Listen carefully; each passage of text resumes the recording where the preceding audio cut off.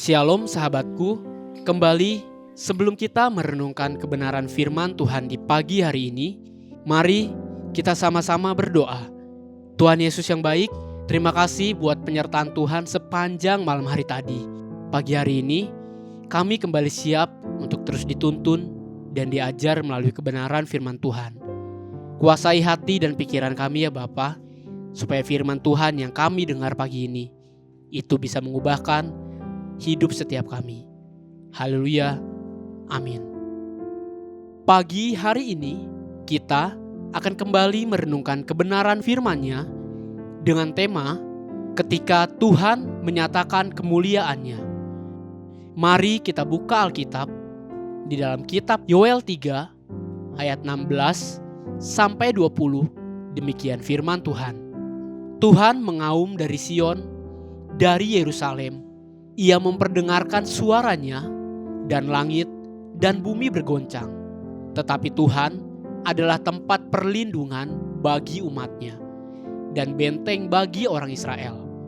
Maka kamu akan mengetahui bahwa Aku Tuhan adalah Allahmu yang diam di Sion, gunungku yang kudus.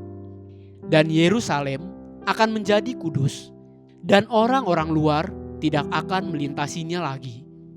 Pada waktu itu akan terjadi bahwa gunung-gunung akan meniriskan anggur baru, bukit-bukit akan mengalirkan susu, dan segala sungai Yehuda akan mengalirkan air. Mata air akan terbit dari rumah Tuhan dan akan membasahi lembah Sitim. Mesir akan menjadi sunyi sepi, dan Edom akan menjadi padang gurun tandus. Oleh sebab kekerasan terhadap keturunan Yehuda, oleh karena mereka telah menumpahkan darah orang yang tak bersalah di tanahnya. Tetapi Yehuda tetap didiami untuk selama-lamanya, dan Yerusalem turun-temurun. Apabila kita melihat dan memperhatikan sungguh-sungguh kontras kejadian yang dilukiskan oleh kitab Yoel 3 tadi, hal yang sangat menonjol terlihat adalah dampak dari kemuliaan Tuhan yang dipertontonkan. Di satu pihak, kemuliaan dan kemegahan Tuhan menimbulkan kengerian. Namun di pihak lain, kemuliaan dan kemegahan Tuhan menimbulkan perlindungan bagi umat-Nya yang benar. Yoel 3 ayat 16 berkata demikian. Tuhan mengaum dari Sion, dari Yerusalem. Ia memperdengarkan suaranya, dan langit dan bumi bergoncang. Tetapi Tuhan adalah tempat perlindungan bagi umat-Nya, dan benteng bagi orang Israel. Ketika Tuhan mulai memperdengarkan suaranya dan mengaum dari Sion, di satu pihak hal itu membuat langit dan bumi bergoncang. Namun hal yang sama membuat Tuhan menjadi tempat perlindungan bagi umat-Nya dan benteng bagi orang Israel. Setelah Musa menyampaikan ke-10 perintah Allah kepada umat Tuhan, kemudian sebuah peristiwa hebat terjadi dan dilukiskan di Keluaran 20 ayat 18 sampai 21. Demikian firman Tuhan. Seluruh bangsa itu menyaksikan guru mengguntur, kilat sabung menyabung, sangkakala berbunyi, dan gunung berasap. Maka bangsa itu takut dan gemetar, dan mereka berdiri jauh-jauh. Mereka berkata kepada Musa, "Engkaulah berbicara dengan kami, maka kami akan mendengarkan. Tetapi janganlah Allah berbicara dengan kami, nanti kami mati." Tetapi Musa berkata kepada bangsa itu, "Janganlah takut, sebab Allah telah datang dengan maksud untuk mencoba kamu, dan dengan maksud supaya takut akan Dia ada padamu, agar kamu jangan berbuat dosa."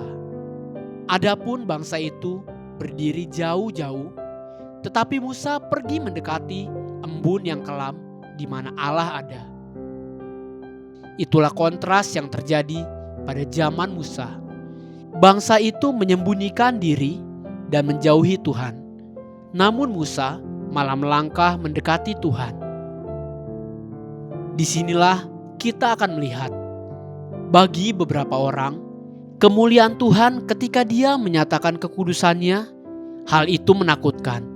Namun justru bagi orang yang takut akan Tuhan, hal itu adalah perlindungan dan kebaikan Tuhan. Pertanyaannya bagi kita, sudahkah saya siap dengan penuh sukacita apabila Tuhan menyatakan kemuliaan dan kekudusannya?